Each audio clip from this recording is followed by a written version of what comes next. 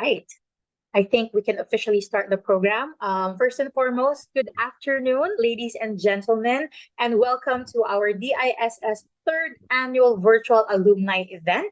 For the theme of our event is Developing Safety Culture for a Brighter Future. I see here that we have around 40 or so participants in our room, our webinar room, and I think we're looking forward to getting more participants in a few more minutes.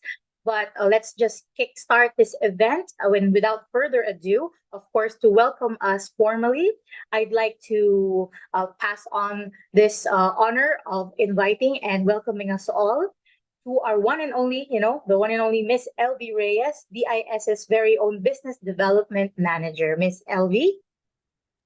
Thank you, Cheska. Okay, so we're excited to start.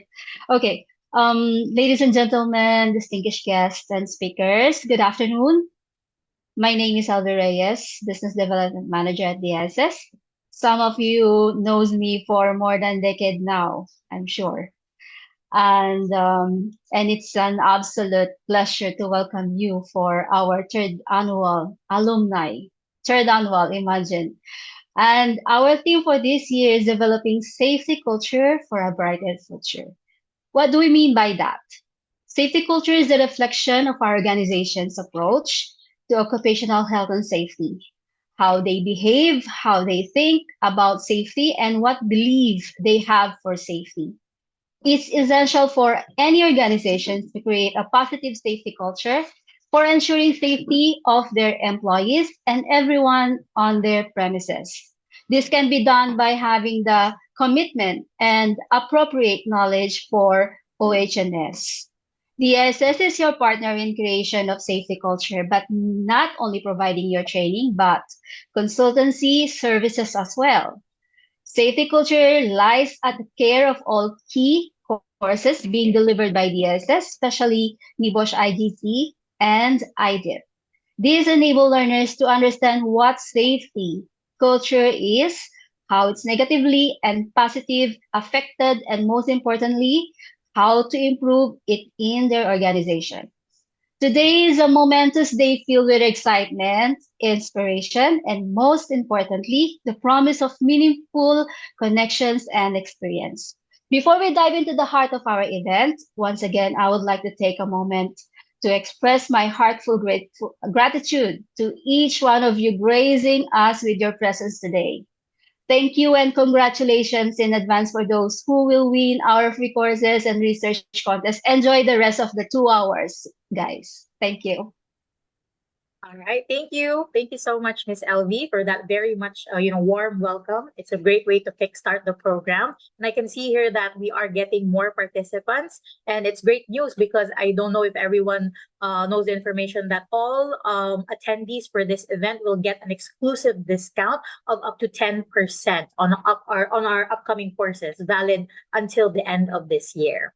So that's something that they can look forward to. Aside from, of course, our major prizes later on from the courses that we have for NIBOSH, Highfield, etc., and of course our research paper contest winner. So that's something that we can definitely look forward to. But I think one of the highlights of these events is, of course, the speakers that we have, the great lineup of speakers that we have.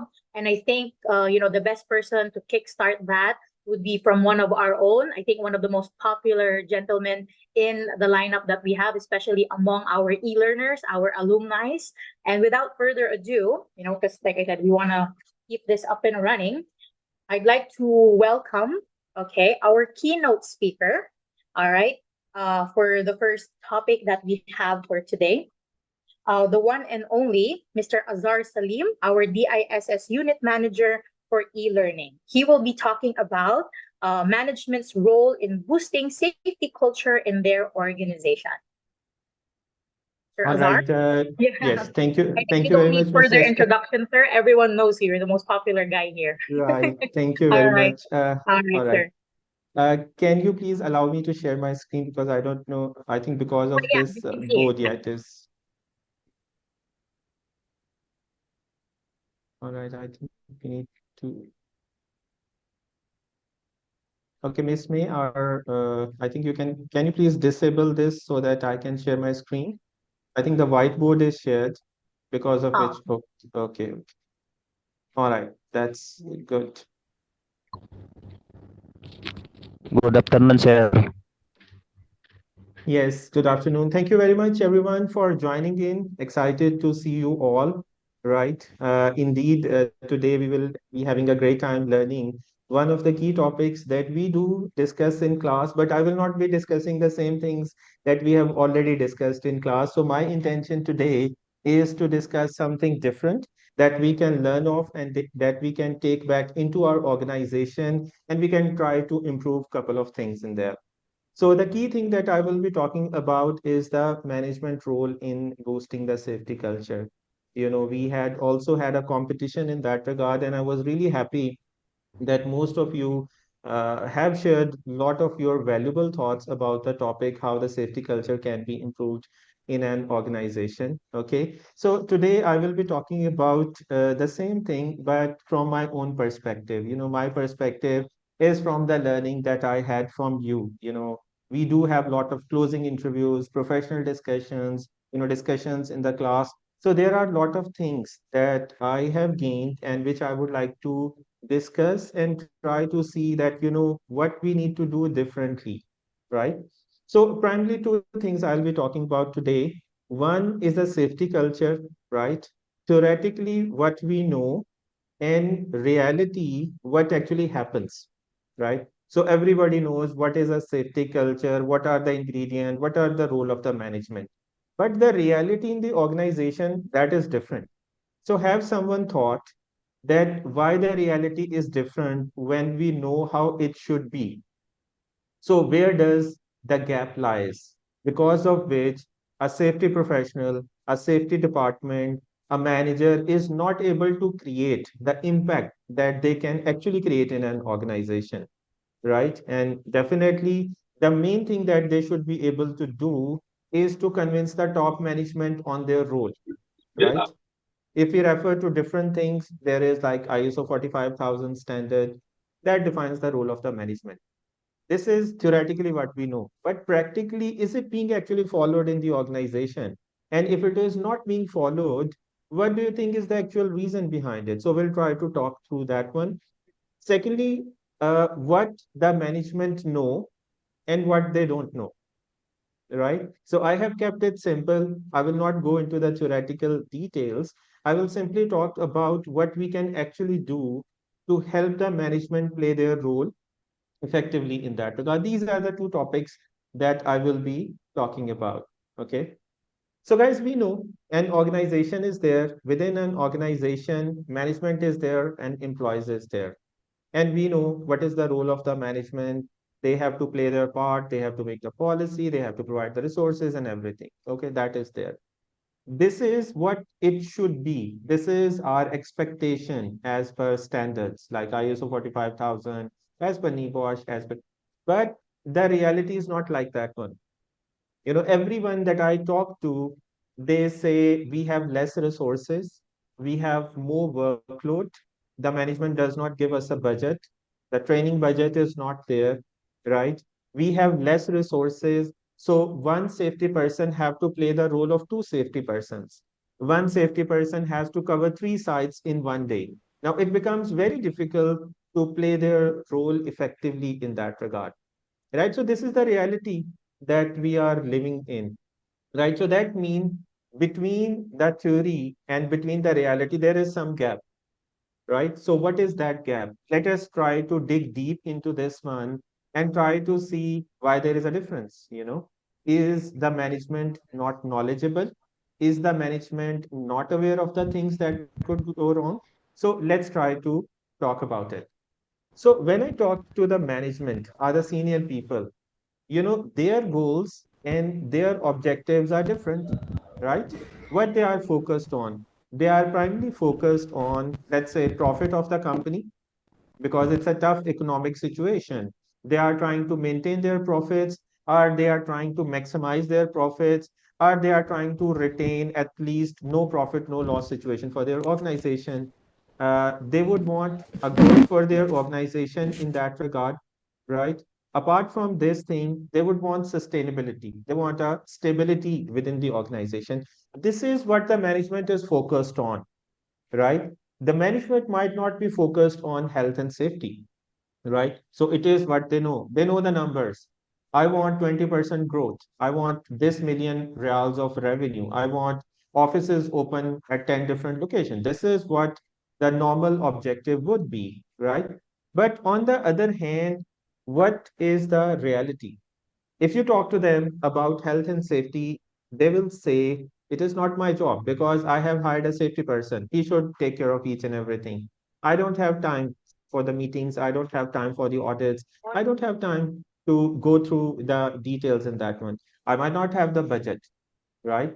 So this might be the reality every safety person faces in that regard. I'm not saying every organization is like that. There are a lot of good organization as well where the management is actually committed and they want to follow the laws and everything. But majority of the organization, there is a gap. Now somebody need to step in and try to fill in this gap. How this gap can be filled? There has to be harmony between the company objectives and the objectives for health and safety in that regard. You guys remember one of the things is written in ISO 45000 standard, and that says that there has to be harmony between the business and the safety management system, right? So I think that is an excellent line that we can learn from. So when we talk about safety, it does not mean that we are saying that business should be ignored, right? When we talk about safety, it does not mean that we don't want to earn revenue. We don't want to earn profit. There is another way of looking at it, that when you have a smooth operation without an accident, the profit and revenue will be enhanced or they will remain intact. Now, this is one thing that we need to convince the management about, right? And secondly, we don't want that just the focus should be on revenue and safety should be ignored, which meaning people are getting hurt, people are getting hospitalized, there are deaths at the site. We don't want. There has to be a balance between safety and business, right? That we need to create. Now, there are some things that we can learn from this and we can follow it in that regard. So my topic is, how the management can play their role. But before I go to the management, I will talk to you. Who are you? You are the safety professional. You are the safety manager, supervisor, engineer, officer, representative. So you have a first key role to play with the management in creating a safety culture. Once you convince the management, then definitely the management should be playing their role. They will be seeing the value in health and safety in that regard. So that is why before I talk about what management should do, I will talk about what safety person can do in that regard. So let us just try to focus on five things. I will not go into much detail. Five things are enough. So, guys, number one thing is you have to convince yourself before you convince others. Many of us are safety professionals, but we don't 100% believe in health and safety that it should be followed. And most of us, we might think it is a job. Most of us think it's a burden, it's a responsibility. That should not be the case. We should understand we are responsible for other people's lives, for other people's health and safety. If one person is injured, their family, their friends, their colleagues, their so many relatives are affected, God forbid, by the death of one person, by the disability of one person. And we might not feel it right now, but those who have suffered, those who have seen the accidents, they do understand what I'm talking about. The second thing, guys, this is the most important thing. Content matters. When you talk to the top management, talk numbers, right? If I keep on telling my general manager, I want to do the training, I want a budget, I want this thing, maybe he's saying that, you are always talking about the expenses and everything. Why don't you talk the cost of an accident? So you can say, if we carry out this training, we will be able to prevent these much number of accident. We will be able to save, let's say, 10,000 reals in the insurance money. We will be able to save this much amount of money from this thing. So the top management, most of the time, these are number guys. They will understand the language of dollars and reals and pounds and things like that one. So when you have to present some proposal, some concept, try to bring in cost and benefit. What is the cost of one accident and what is the cost of one training? Try to compare the two and bring the proposal to your management. And don't try to talk theory and very lengthy things. Management, their time is really, really precious. So if I have to give a management convincing argument in 3 minutes, my MD says, Azhar, you have 3 minutes. I will tell him, okay, this is the cost of the accident. This thing will happen if an accident goes wrong. And this is my proposal. I want training for 2 people. This is the cost. As simple as that one. The math, cost is more or benefit is more. My MD can do better than me, right? So this is how we will talk to the management, telling them stories. Everybody knows that Buncefield happened in UK. Everybody knows there was a Union Carbide incident in India. There was Piper Alpha in UK. Now everybody knows all these stories. Does anybody know what is the cost of one accident? It will go into billions of dollars, right? So if I tell my MD that you are running an oil and gas plant, so one accident will cost you, let's say, $10 million or $1 billion. Do you want that accident? Or you want to protect your assets and everything for longer period of time? So instead of telling the top management theoretical things that safety culture is necessary, this is necessary, I will talk in the language that they understand, and they understand numbers. So I will talk to them in numbers, right? The third thing is, guys, you are not a lone warrior, right? You are not an Iron Man. You need a team, right? Within your organization, you need support of other functions to do well, right? If I'm a safety manager, I need support of HR. I need support of procurement. I need support of project management. I need support of security administration, because safety is concern of everybody. If I'm talking to my management and only I'm talking safety, then he will not be convinced. Now, if HR manager is convinced on safety, he will give the same argument to the MD. If procurement guy is convinced on safety, he will give the same argument to the MD. So guys, this is an important thing. You need to create allies, just like European Union is there, bunch of allies are there. They have the same vision, same thinking, same agenda, same objective.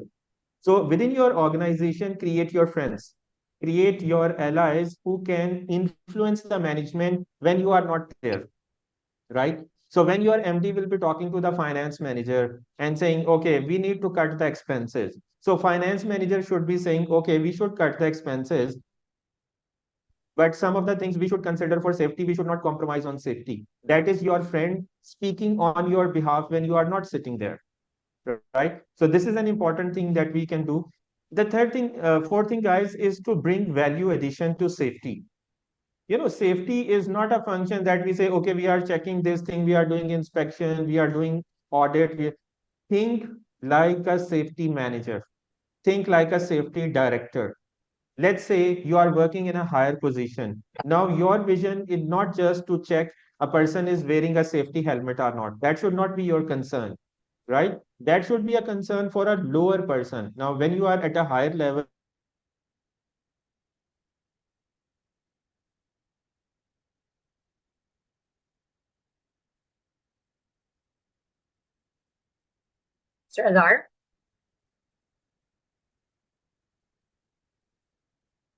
Hello?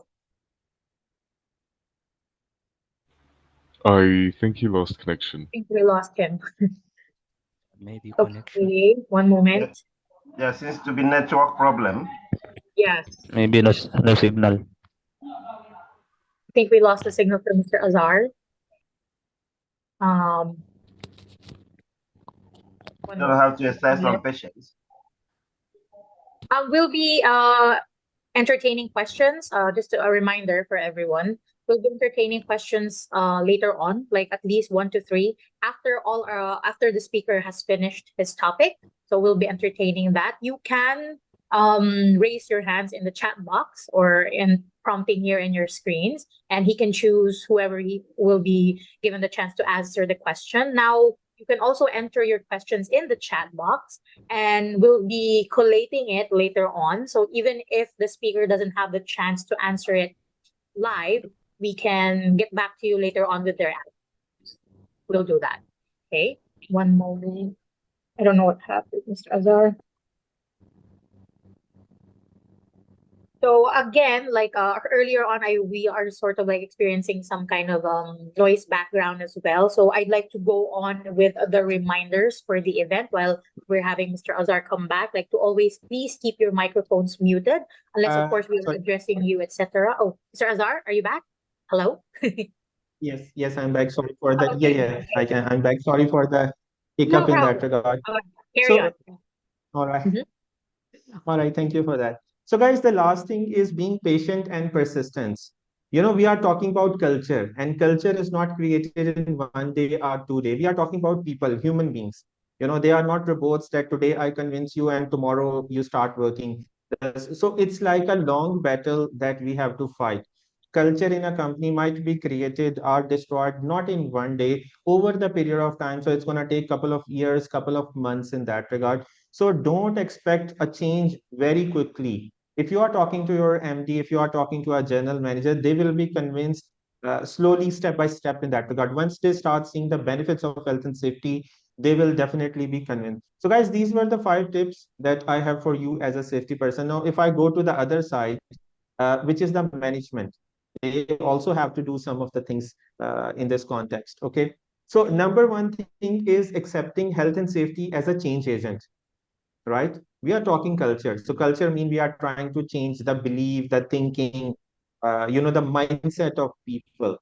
So the management has to accept that health and safety is one of the function in the company, apart from HR, who can bring in a change in the company, how people work, how people see things, how people plan things, right? So this is one of the things that you have to bring in your value addition. Once you bring in that value addition, your management will be convinced that just like HR department is there as a change agent in the organization, same is health and safety, because health and safety is also linked with each and everybody in the company. Secondly, the top management has to show their commitment. There are so many things that they're gonna do in that regard. I will not go into the details of that one. We already know they might create a policy, they might set targets in that regard.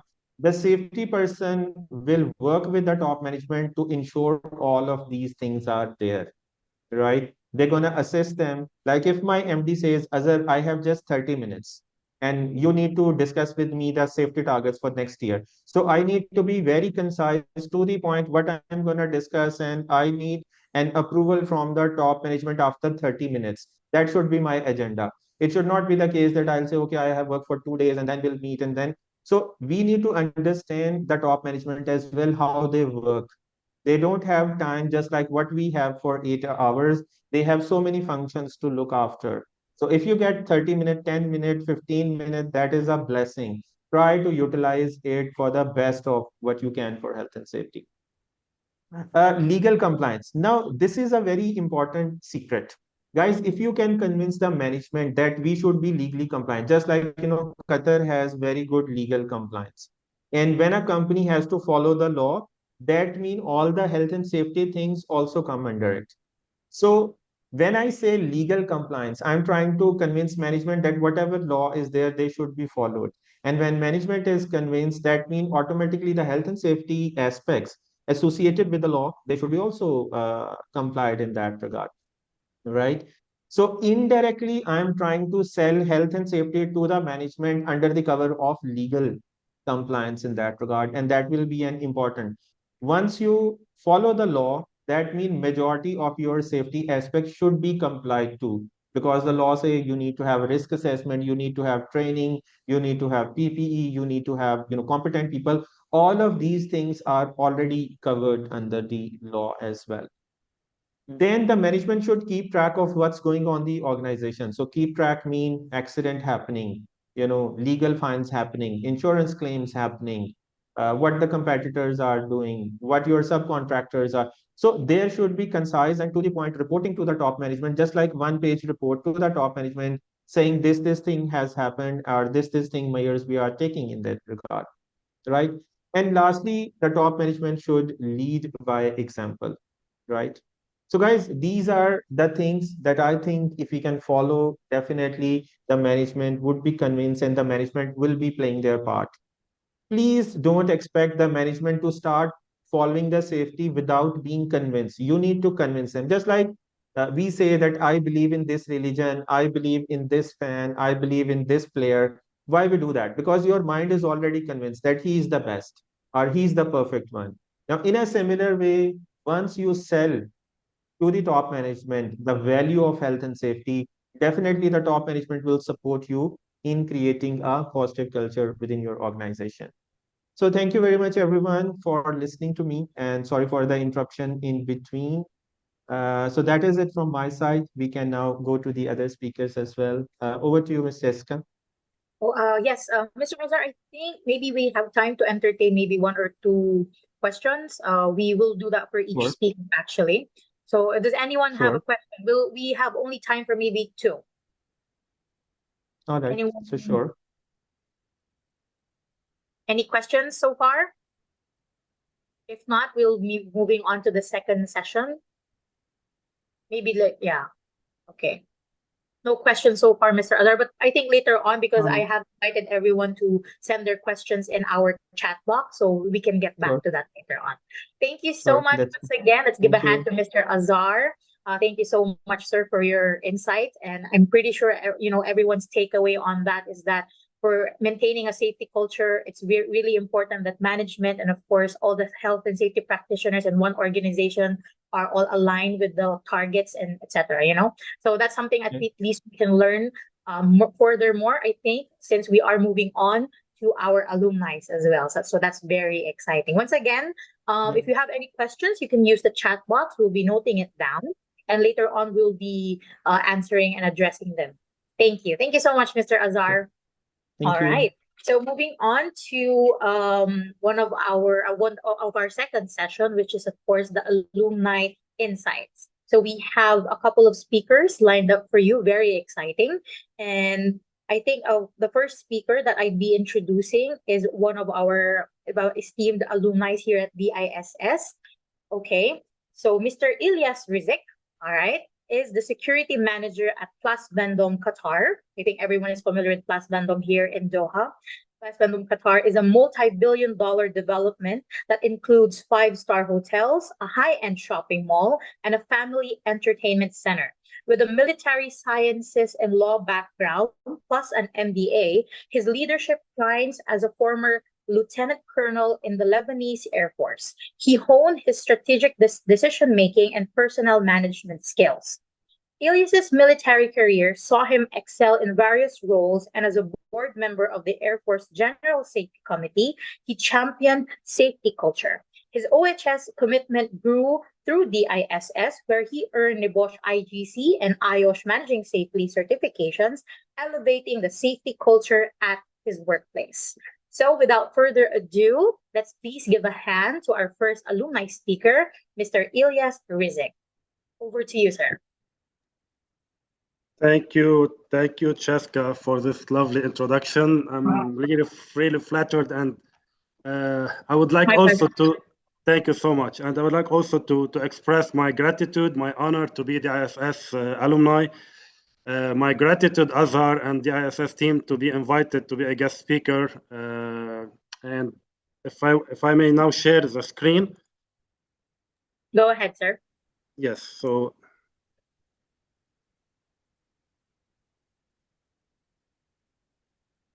Can you see it? Yes, we can see. Yeah. So when I was asked to be here today, I knew that talking after Mr. Azhar wouldn't be so easy, especially when tackling technicalities, safety aspect, everything. So basically, what came in my mind, because especially it's an alumni event at the end, and I don't consider myself as a guest. I consider myself one of the family of the ISS. So I would like to share some of my life experience, what happened with me, because being on the other groups that Mr. Azhar has created about job posting and all these HSE common interest, I found that even if you see that, and as you said, thankfully, Cheska, I had a diverse background, 22 years of experience in the military, in Air Force, and you know how safety in the Air Force is very crucial and critical. A lot of degrees, masters, whatever. You will never believe that all this didn't it made me wait when I have like last year to move to Doha with my family. I stayed for more than 1 year and 10 months without a permanent contract. And this is what really is a big challenge and interest for all my colleagues, all DSS alumni, the students, that we are all at the end struggling to have a job. And also, you will never believe that the same job that I have today as security manager at Place Vendôme, I was rejected 3 times last year. Yeah, when I applied for it. You would tell me, okay, so what is the secret for this? Actually, I can give you 2 hints. The first one is a personal. My friends, my colleagues, please, even if you see my profile is a very heavy, but which lead more to a more frustration when you don't have a job, especially that you have a big career for more than 22 years and as a lieutenant colonel in the military, in the Air Force, and then you find yourself without a job.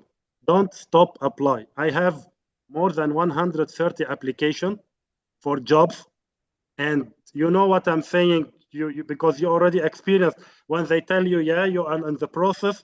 Yes, we'll get back to you. This is more frustration. My friends, don't stop. If you stop, you will lose the chance. Whenever you continue, you will have the chance to get the job you dream of, that you deserve. The second secret I give you, which was a turning point in my life, is Nibosh. Why Nibosh? I know that all of us know, and we've been trained, educated, that Nibosh has a global recognition. Every time you go to apply for a job, they ask you for the Nibosh level 3, 6, all the IOSH certificates, everything. Also, it gives you definitely a career advancement. It increased employability, all of this. No need to tell you about it. But from my experience, from my perspective, and as you said, Cheska, I was a board member for the General Safety Committee in the Lebanese Air Force. When I moved and the transition to the civilian career, Nibosh was a universal language for me. Now, what I learned and did and applied and implemented in the military, which we all know, military, we speak different language from the civilian. We have different leverage, we have different threshold, we have different aspects. The risk that we can accept in military is totally different than the risk accepted in the civilian world. Nibosh was the bridge for me to go from the military language to the civilian language. So now I have the ability to speak if I can say, the other word that I have previously speak. And this was a turning point that I landed this job today. And I took it after, as I told you, 3 times being rejected. To have Nibosh, what should be more than the DISS, the most qualified that I believe and I really encourage and promote and ask everyone to go through DISS because of a lot of reasons. You are accredited institution. You have also program offering, instructor qualification, all the facilities, the engagement, the attention that all the DISS team provide. And definitely, if you were not such a team, you wouldn't succeed to have this recognition. But there is a coach, as we've been talking previously, who, in my opinion, he's the one behind all the DISS success that I really admire and thank. Not only me, because I'm in other groups with 800, 700 participants, that we all know and present the respect for this coach, which is Mr. Azhar Salim. Thank you for all your dedication. Everyone in the courses during the DISS know how you are dedicated. You go the extra mile. You give everything you can for all your students. and especially after, I mean, it's not only for the course, but you go follow up after the courses. Now, thank you so much again. If I go back to the topic of our meeting today, which is the safety culture in our organization. As I told you, I'm working as a security manager in Place Vendôme. This mall, this entity, is 1,150,000 square meter. Definitely, a lot of you who are living now in Qatar have had the opportunity to go there and to be lost in this huge mall. Till now, I've been like 4 or 5 months there. I'm still I'm still lost in some places. I don't find always my way because it's very complicated. It's like 161 soccer field if you put them all together. It includes 580 high-end to mid-range stores. We have average of 20 to 30,000 visitors every day. It goes sometimes on weekends and special occasions to 60,000 person a day. All this to say that in retail, I'm not sure if you are familiar with it. It's different from the construction, from the oil and gas, from the all other businesses, because it has all in one place. We have the operations where we have to deal with people, where we have to deal with retailers, with suppliers, with everyone. We still have a construction sites, which go back to the basic from the ABC of construction, and we still have the maintenance. So all these 3 levels of operation of daily activity has their own risk, has their own hazards, has their own way of dealing with. What the organization did to enhance, our organization did to enhance the safety culture. Definitely, the reality, as you said, Azhar, is different than the theory. What I can say is that Place Vendôme is very committed, and it's very encouraging health and safety culture. We have HSE department, which is independent from the security department that I manage. We have management commitment to safety through the policies, plans, every single. I'm not go through all of these, but the management is committed, and that's why we have safety professionals in some places at all different levels: security, safety, the operations. They are all safety professionals or have safety background.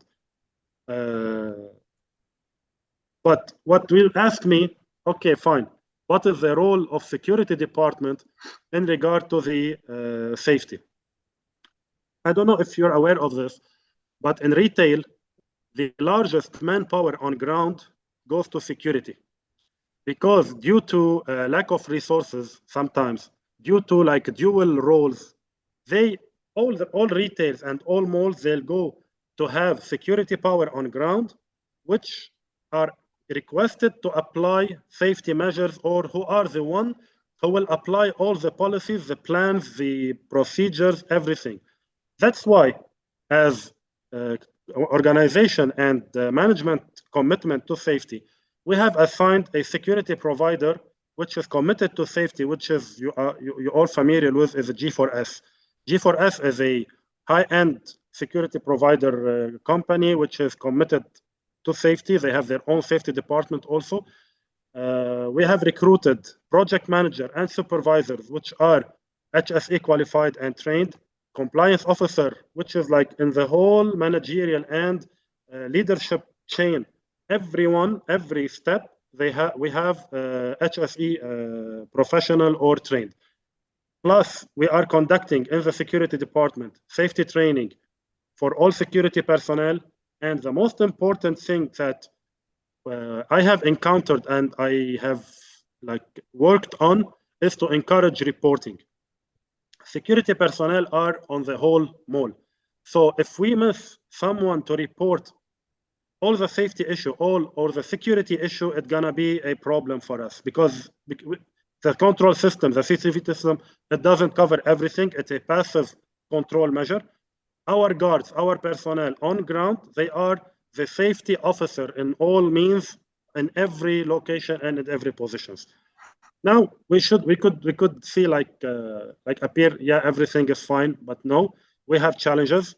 The most challenges that we have, and as Azhar said, it's a large and extended facility, which means it requires more manpower, which definitely no one can afford. We cannot cover the all areas. That's why we have to be smart in managing these places. We have to be efficient in using the manpower to cover the urgent, important, and less important things. We have to be smart in the deployment plans. The other challenge that we have is the financial resources.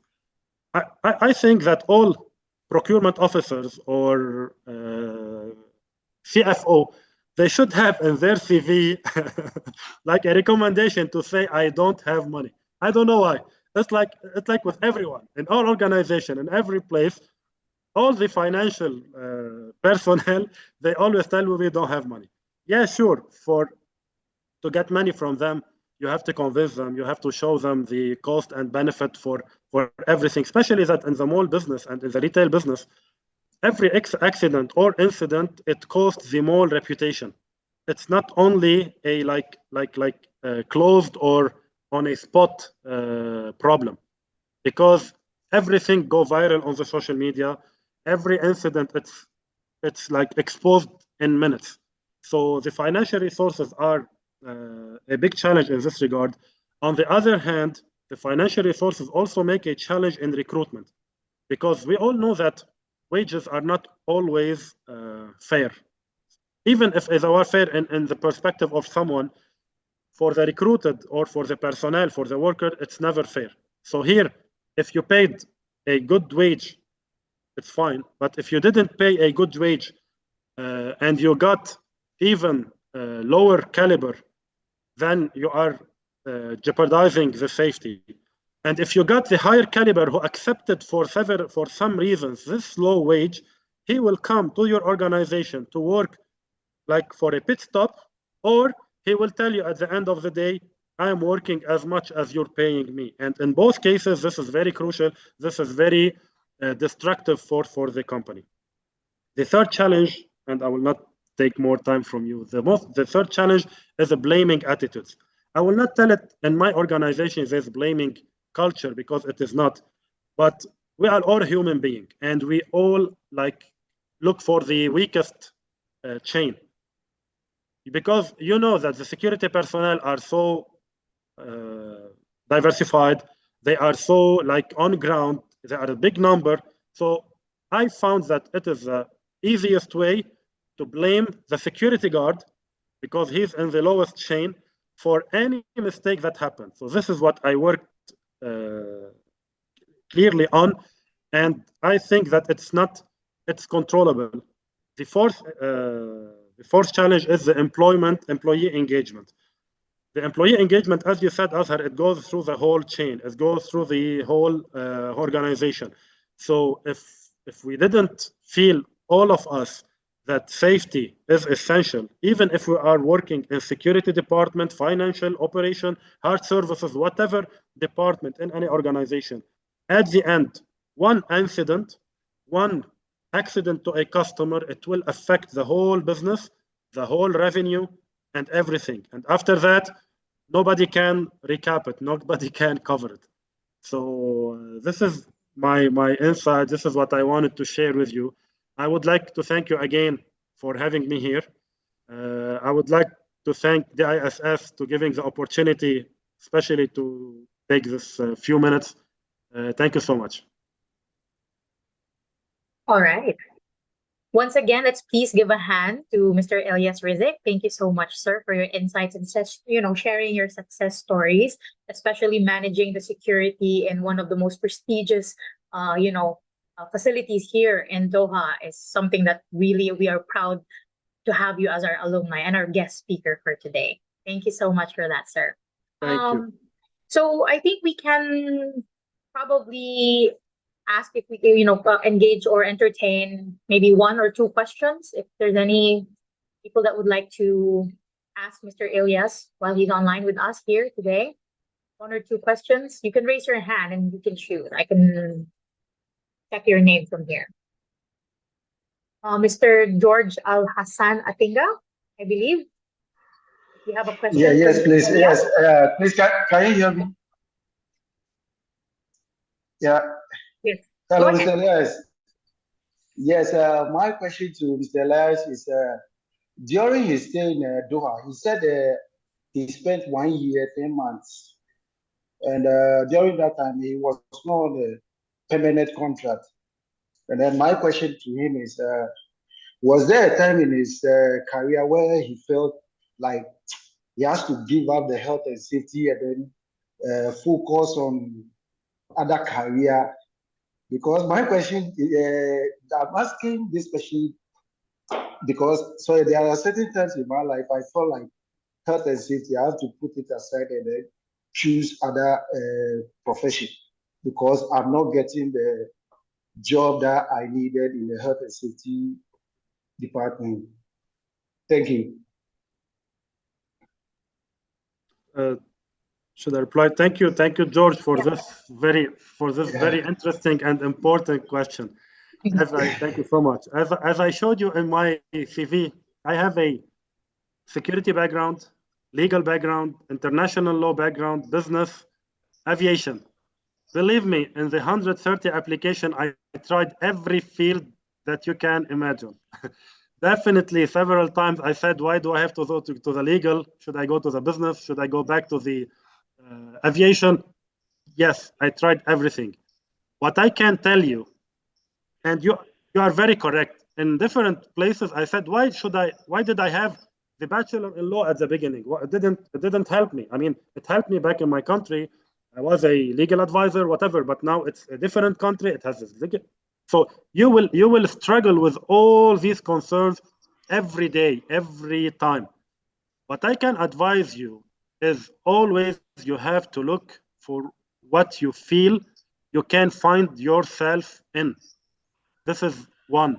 Two, you have to invest in yourself during this stagnant period when you are waiting for opportunity. This is what I did, actually.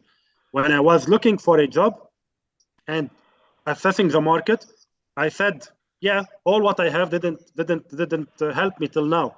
So what I can do more to be competent, to have an advantage over other competitors.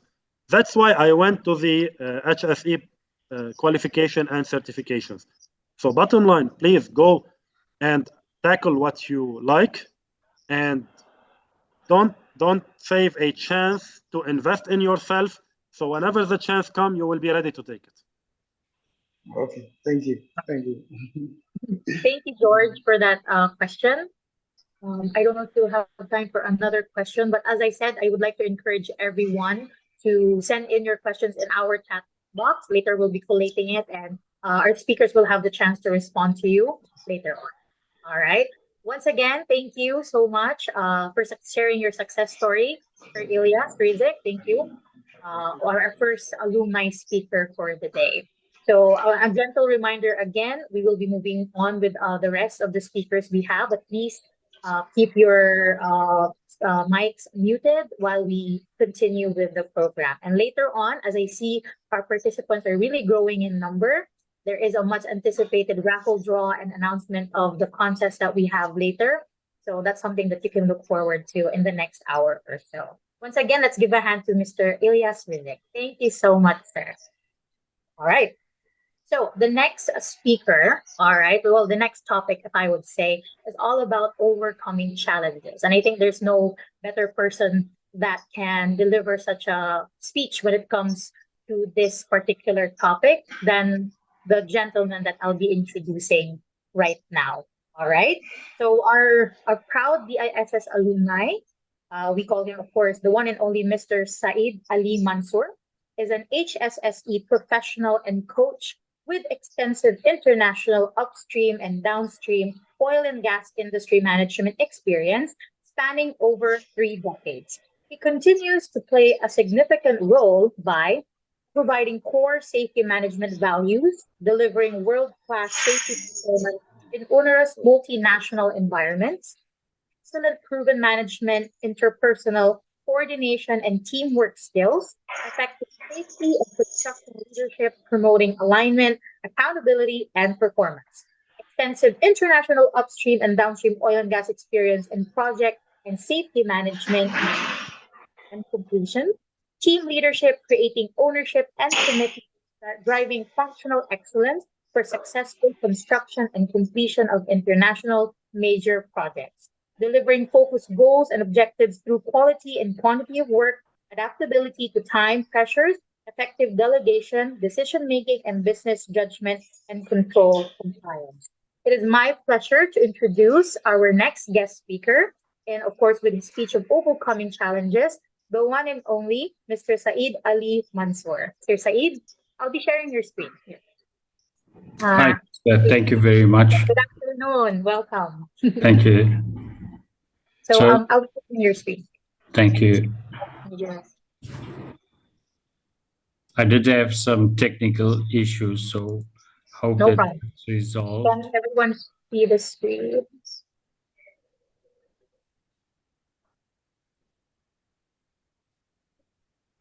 Yeah. And I must compliment, yeah, thank you. I must compliment Elias. He has a very tough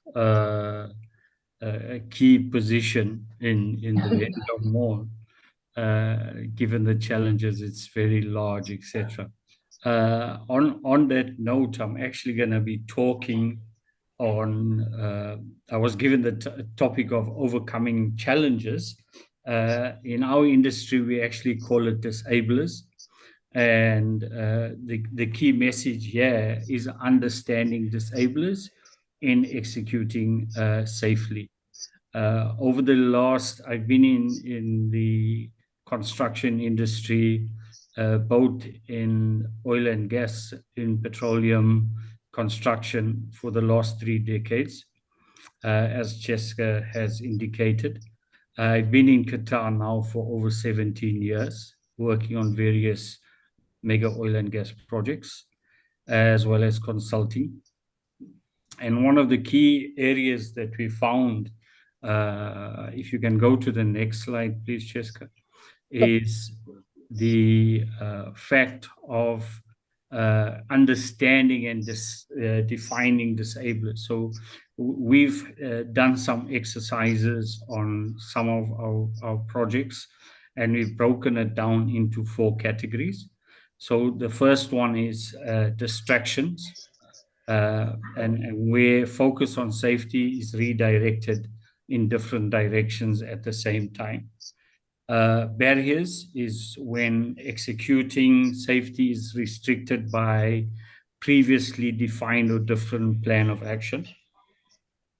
And then deficiency is safety execution is limited by inability of skill or resources. And I think the previous speaker, Elias, has raised this when it came in terms of selecting security personnel, having the right people in the job. This can also be limited or restricted if, let's say, for example, there's a lack of funding for this type of activity. And then also, we heard from Azar in terms of systems. In order for management to be engaged, there needs to be a very robust system. And this is where you have a disabler on a systematic, for example, a flow in the system that may be driven by organization level of lesser performance. And this is typical not just in construction, but also in other industries that I've worked in as well. Next, please, Jessica. So I'm just going to go through some examples, and we can have a bit of a discussion around this. If you have questions, please, by all means, you can stop me. Let's have a discussion, and we can put the specific items that are given as examples. I'll share some light on. So on distractions, the scale of business in terms of enhanced pressures on project teams, hardest projects, also biggest projects. So example that was given is the size of, for example, Vendom. It's a challenging facility, and it should be given the right resources. So I'm just using that as an example. Also is the focus on safety being redirected to more pressing priorities. So example, cost, schedule, and the quality. And this is a real challenge or a big issue facing a lot of the organizations today. Focus on safety is diluted by environmental, security, and social economic pressures. And this is also typical. So this has been extracted from previous reviews, cold eye reviews done on multinational projects, including other industries, both in Qatar and abroad. In terms of barriers, executing, and remember, when I talk of executing safety, I'm using safety as the umbrella word in terms of health, security, safety, and environment. Executing safety was restricted by subcontractor selection process. And again, I'm using, or I can make an example of if you have a contractor that's selected based not on quality and the experiences, but more on the lowest pricing, you will have a major issue in terms of execution. Executing safety restricted by contract strategy or language. Depending on the type of contracts that are out there, you may be restricted in terms of executing safely. Constraints as a barrier in terms of being able to hire the right people to support the contract execution. And we find this, and I think one of the gentlemen, if I'm correct, actually asked this question regarding if, it's a struggle to get into a job as a safety professional. Is there any other way or looking outside to move out of safety?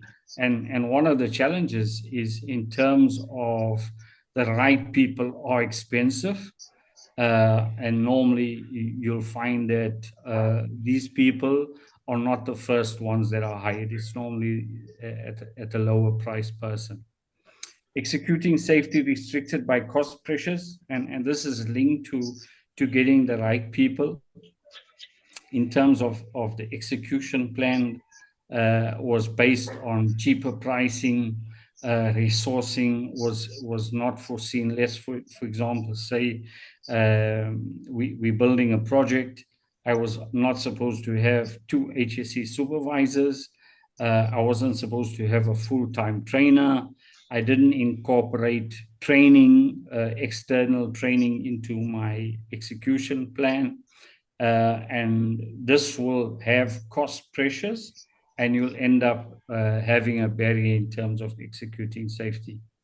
A key one for us is cultural factors not fully understood and accounted for.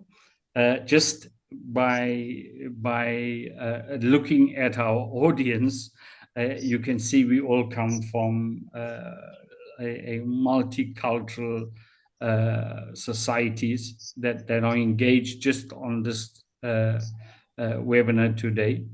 And on our industries in projects, we actually have major challenges in terms of communicating, ensuring that people actually understand. And this is even limited in terms of how we do our training. So our training teams are not fully equipped in terms of executing, getting the message across correctly. Jessica, you can. Excuse me, Yeah, sorry to cut you Jessica, off. can you please mute George? Yeah. Reminder, please, to keep your mics muted while our speaker is engaged in his topic. Thank you so much. Okay. Over to Thank you, you. sir. Can you go to the next slide, please? Sure. Thank you. So, and lastly, or second to last, is deficiencies. So on this is key in terms of what Azhar mentioned earlier on in management commitment, where a lot of us still work safety as a priority and not a value. We have a lot of people that say safety first, where if safety is first, it becomes a priority, and we should be looking at safety as a value. It's core in how we do our business. Glass flow exists somewhere in organizational structure between leadership teams and workplace, and in terms of shifting priority and values of safety. Safety execution is limited by inability in skills and experience. And this is, as I mentioned earlier in the previous barrier, it's a key area for us in terms of execution, in terms of providing the correct skills and experiences. And that's why a lot of us are looking at linking to organizations such as DISS that have the tools, they are equipped to provide the necessary skills and with the experienced trainers as well. And also getting us skilled and trained in terms of third-party level 3 training. And this falls back into the deficiency in terms of if you look at the multicultural influx of both professional and labor, you don't have a big pool of experienced people, but we also don't have an adequate support structure to actually guide them and direct them into this. So it's a major deficiency. And then the other point is lack of resourcing. So people and time, a key part of industry, where a lot of people will say they're busy, but they're not productive. And that's because one person is doing a multiple number of jobs instead of being focused on executing and delivering value. The lack of defined safety process, I think Azhar also mentioned this in terms of the legal compliance part, demonstrating legal compliance, keep on track on what's happening.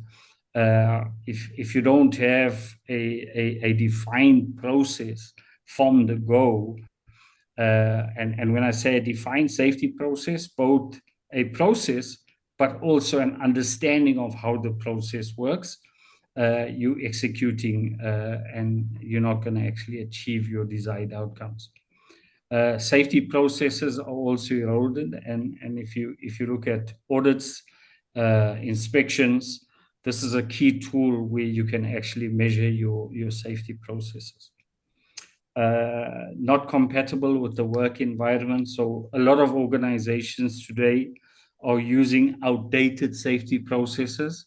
And as mentioned by Azhar, in terms of managing security, for me, this is a crucial element in all industries, especially if you look at the threat levels that we're experiencing, how vulnerable we have become now in not just construction, but also in terms of how exposed we are, in terms of social media, etc. So it's very important to have capture these.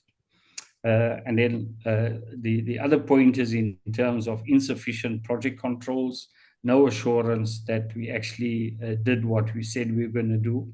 And this is a key element of where we do, for example, COLI reviews. We do third-party independent audits. We get in third-party consultants in where they actually tell us, guys, this was your plan. This is where you should be now. And developing a structured approach to executing your HSSE plans. Change environments in terms of recognizing the change and also having a process in terms of reacting to a changing environment. And this is normally done, especially around where we had an impact on COVID, how we responded to COVID. It's clear examples, and we should be having lessons learned on this and shared as continuous improvement. Next slide, please, Jessica.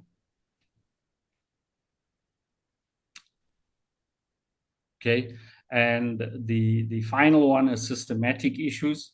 So, for example, the chosen execution plan may drive higher risk exposures. So, for example, our execution plan is to go for the cheapest rates, the lowest bidded contractor.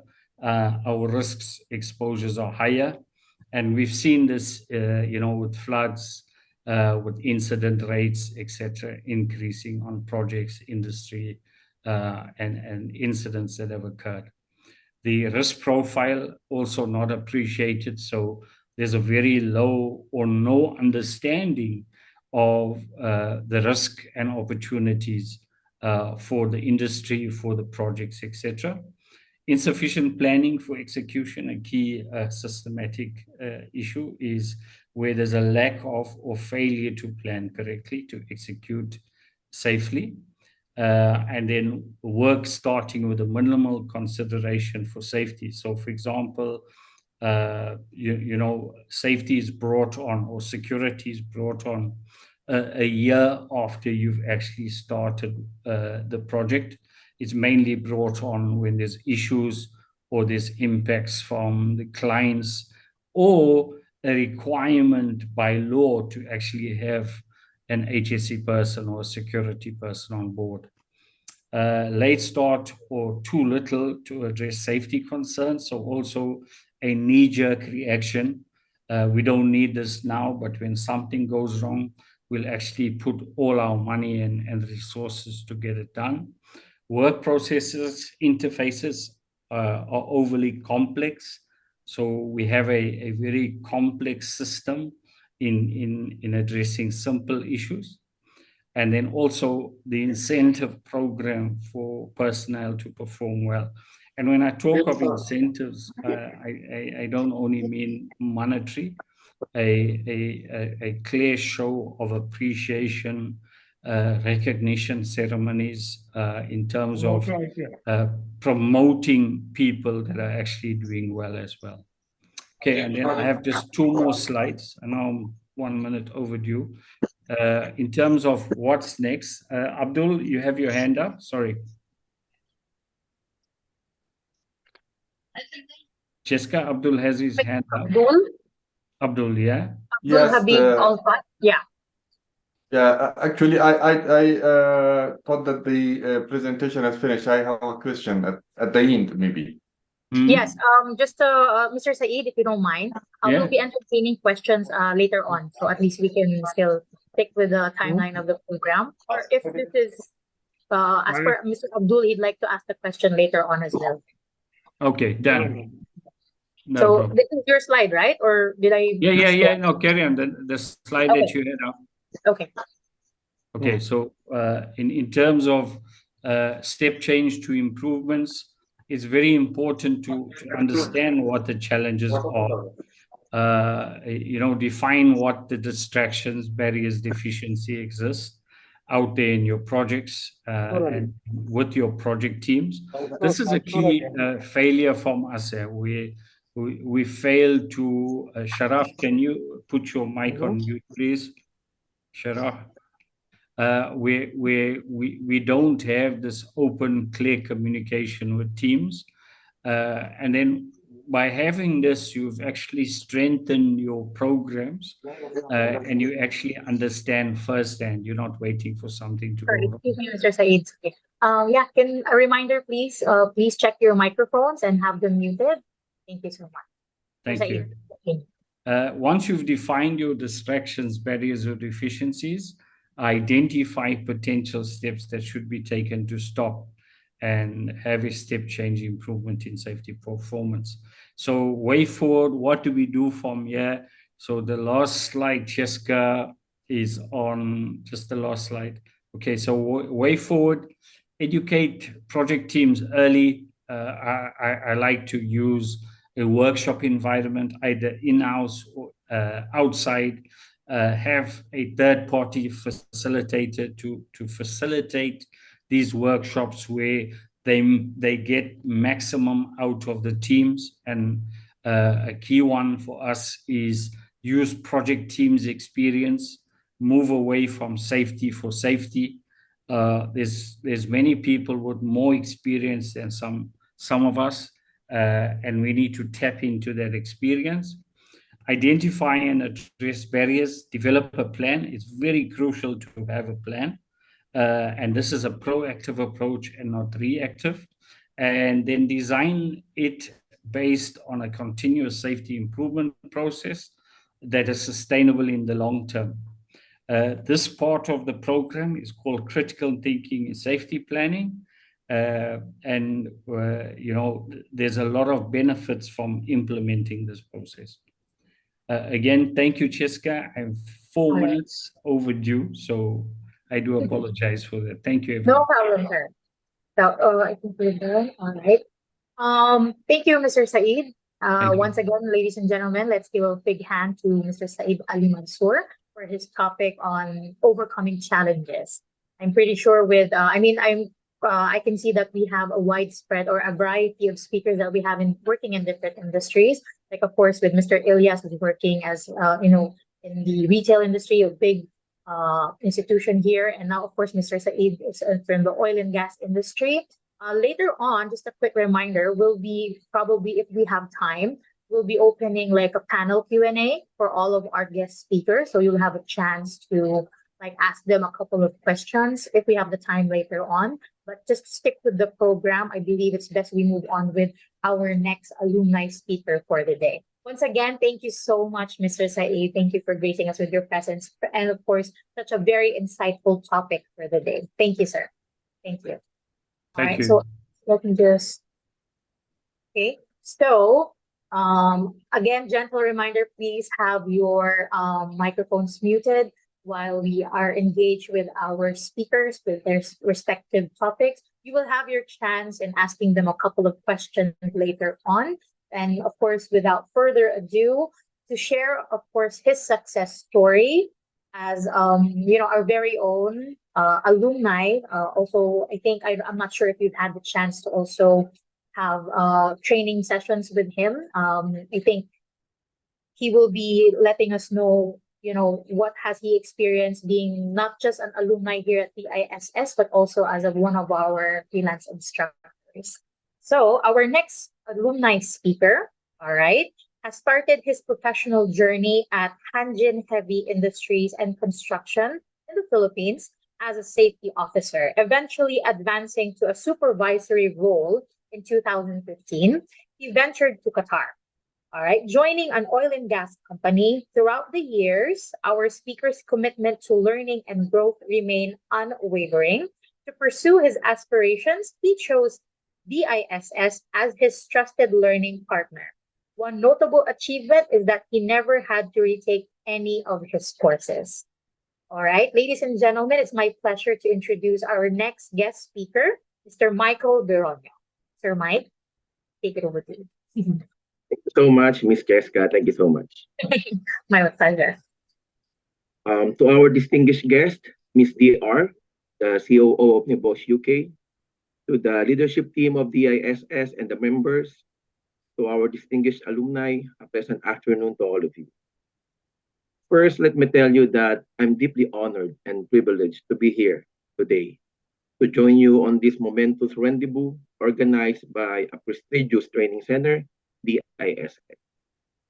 It is really an immense pleasure, so I would like to thank DISS for inviting me to speak here today at our third annual Virtual Alumni Event. Now, let me begin my talk with a quote from the founder of the modern scouting movement, Sir Robert Stephenson Smith Baden-Powell. He said, "You can only get discipline in the mass by discipline in the individual." When we say disciplined individual, it is a person who follows rules and practices. It is also a person who abides to a standard set of behaviors that allows him to maintain self-control and to successfully achieve their goals. In the field of our profession, specifically in the HSE industry, we can all agree that self-discipline is one of its fundamentals. We aim to have disciplined individual in every workplace. I also believe that for you to influence others, in transforming them to become a disciplined individual, you need to be well-founded. Remember, as the saying goes, you can teach what you don't know, and you can lead where you want. This is the reason why HSE practitioners should have boundless learning principles and beliefs. I know that it's not easy to work and at the same time to attend trainings. Aside from the challenging schedule, you also need to consider the cost of each training. But you should not let these hurdles stop you from learning. Improving yourself through trainings will make you competent. When you are competent, it will enable you to teach and lead. Being a proficient, disciplined, will support you to build a safety culture that will give way to a brighter future. When we are talking about safety culture in HSE, it is a combination of the attitude, values, perception that influence how something is actually done in the workplace rather than how it should be done. A culture will evolve whether it is managed or not. However, the key question to consider is it a safe culture? How do we know it is? And how can we influence its propagation? For an organization to have a safe culture, it needs to decide what safe looks like and share that vision with everyone in the organization. These should set the safety expectation. However, organizations need to go further and ensure that their leaders, managers, and staff have a fundamental understanding of how to think about safety risk, the role they play, and be able and willing to make informed decisions and not necessarily continue doing what they have always. Mr. Azar have mentioned the essence of safety culture along with the previous guest speakers. What is the essence of the safety culture in our workplace? Now, I'm speaking about how we are going to contribute in constructing a safety culture in our workplace. And that is to keep yourself competent and to make yourself a disciplined individual. To end my talk, I want to encourage everyone to be part of constructing a safety culture. Let us all be an advocate of positive safety culture and be guided with a positive safety culture beliefs and principles. So as I started my talk with a quotation from Robert Stephenson Smith, Baden Powell, I would like to end my talk as well with his quotation. And it said, "We never fail when we try to do our duty. We always fail when we neglect to do." That's all, and thank you so much. Thank you, Sir Mike. Thank you. Very inspirational talk that we've had here. Very eloquent as well. Thank you so much. So I think that would round up, of course, the alumni insights that we have. Thank you so much to our alumni speakers, Mr. Ilyas Rizek, Mr. Said Mansour, and of course, Mr. Michael Beronio. But that we're not capping it off on that topic because I believe everyone is also anticipating the expert from one of our guests, one of the most anticipated guest speakers that we have. So while we're waiting for her to log in, she'll be here in a couple of minutes. I'd like to, of course, remind everyone that towards the end of our program, we will be having a raffle draw. So we have minor and major prizes at stake. So I believe you'll have a chance, of course, to take home a couple of courses. It's either we have courses from Nebosh, Ayima, Ayosh, Highfield, IRCA, and of course, Nebosh Level 3 courses as well. Once again, thank you, Sir Mike, for your speech. And I believe for all our alumni, you had also an invitation to we have what we call here a research paper contest, wherein our winner will have a chance to have a 50% discount on a Nebosh Level 6 diploma course. So that's something that we're looking forward to hearing later on. We'll hear more about it from Mr. Azar as to how we conducted the research paper contest and how we chose the winner. So, I believe our Nebosh speaker will be in just a couple of minutes. Maybe if we can try and open also like a couple of questions to our esteemed guest speakers that we have. Mr. Saeed, Mr. Ilyas, and Mr. Michael is here. Okay, seeing here. Okay, I believe we're just receiving instructions that later on we'll have the Q&A panel, but I think just to spice things up a bit, I think everyone is excited to find out who is the research paper contest winner. And for that, I would like to, of course, Mr. Azar, are you here? Yeah. Actually, I'm here. I think sorry. Mm-hmm. Yeah, two of the students are having a question, so I think let's have their questions first, and then we can move ahead with the contest winner. Okay. I believe Mr. Abdul Habib Alfat earlier had a question. Mr. Abdul? Thank you. Thank you very much. First of all, I would like to say, apologize for raising hand in the wrong time and cause interruption of presentation of Mr. Mansour. I have a general and a unique question, and my question is directed to Mr. Azar. The question is, how do you envision the integration of artificial intelligence in occupational safety and health management over the next decade?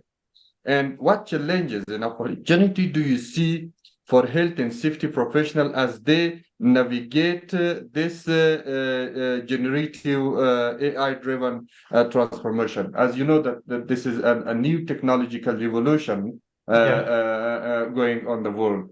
This was my question. Thank you very much. Yeah, thank you very much, dear. This is definitely a very important topic that will challenge the safety professional within the next decade, because the developed countries are already working on it. Now, I'll just talk briefly about it because it's a very bigger topic.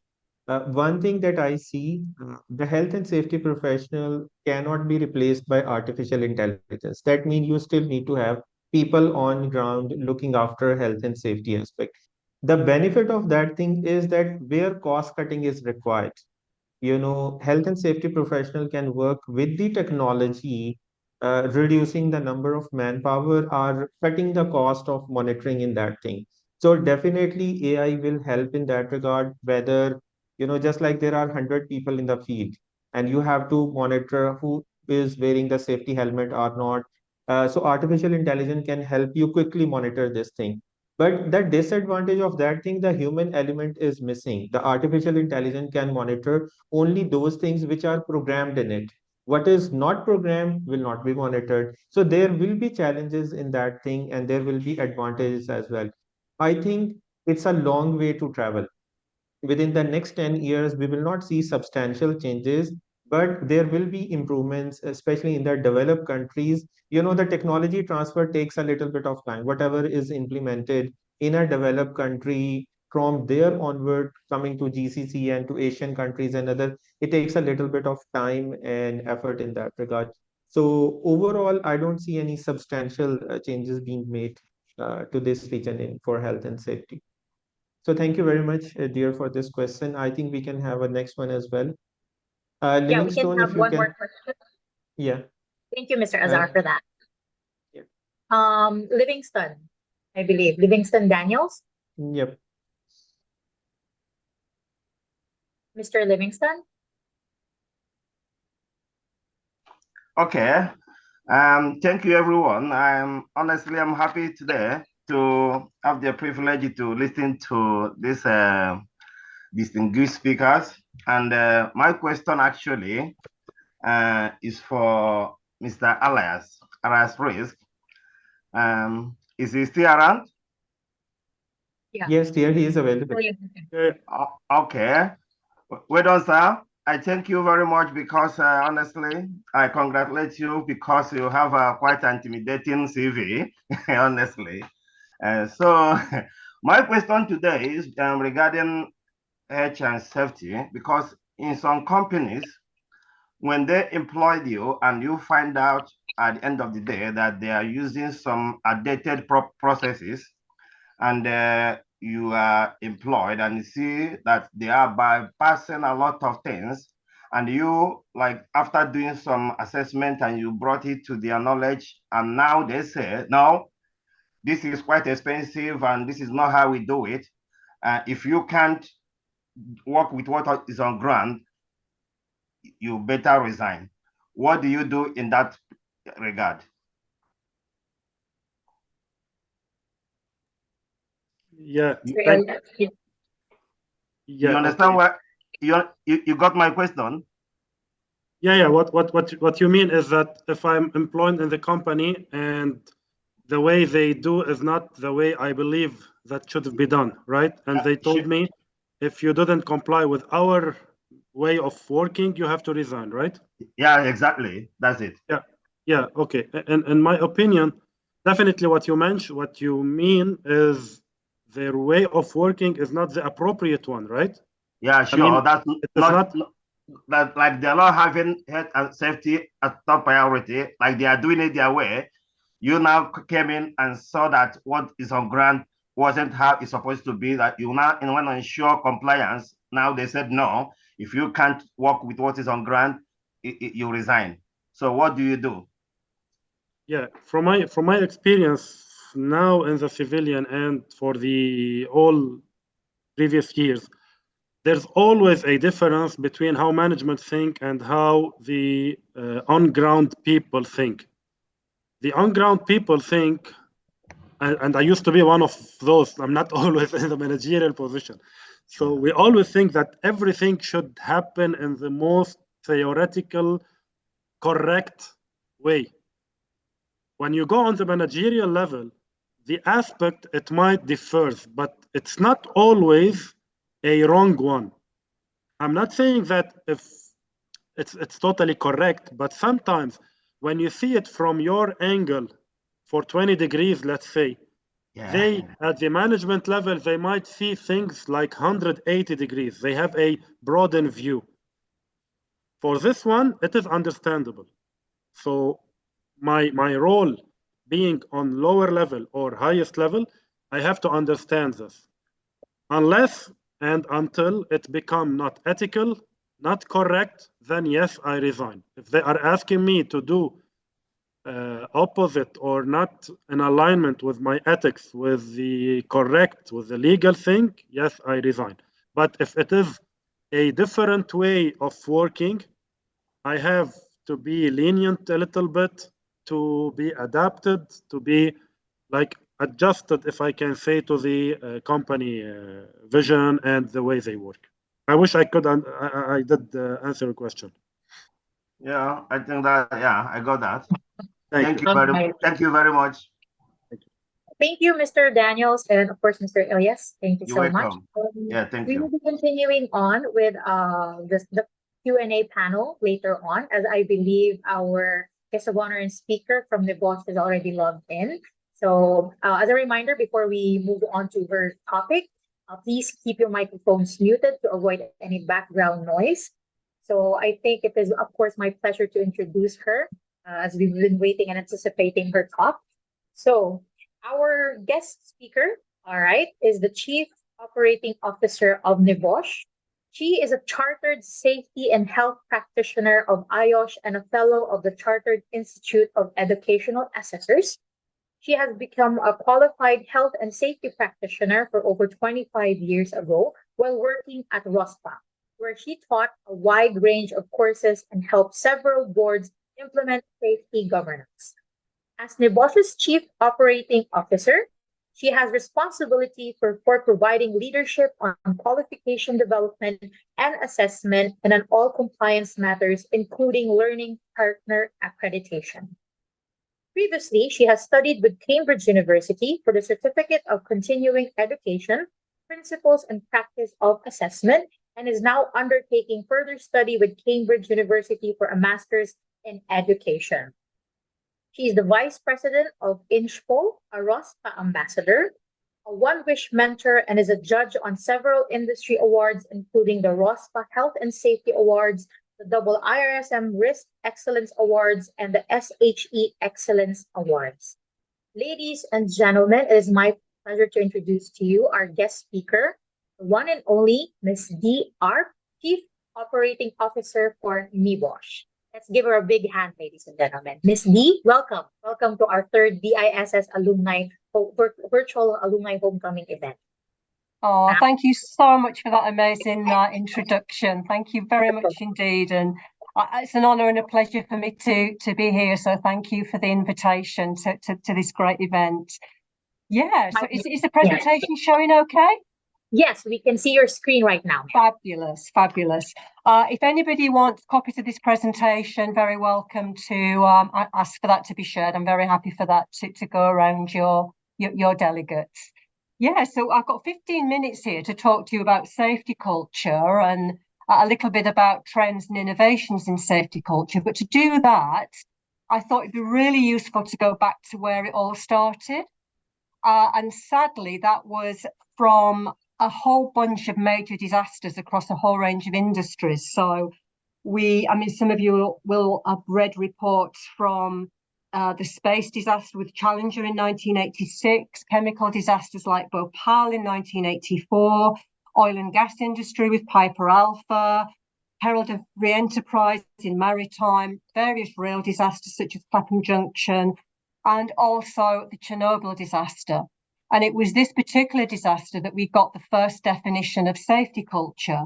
And the International Nuclear Safety Group published a report in 1991 after this disaster.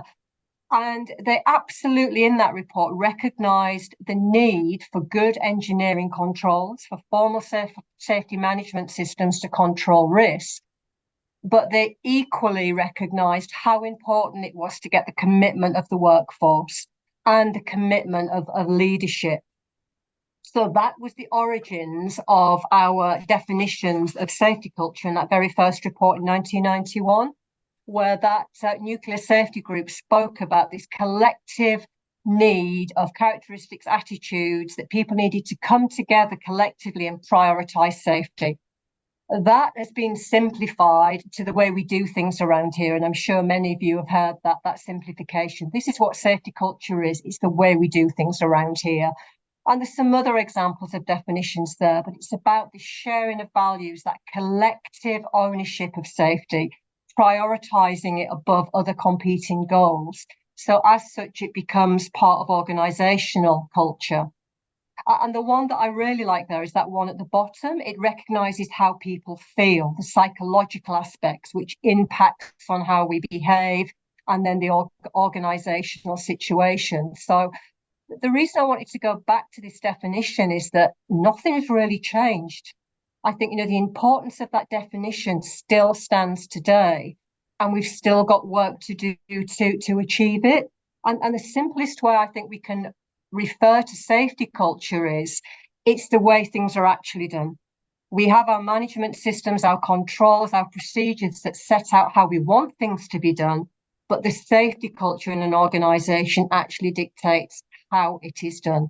So for me, that's why it's so important to acknowledge those psychological aspects. And this definition goes back to the then Health and Safety Commission in the 90s, where they really reinforced that situational aspects are dictated by the behaviours of people, and how people feel are going to influence how they actually behave.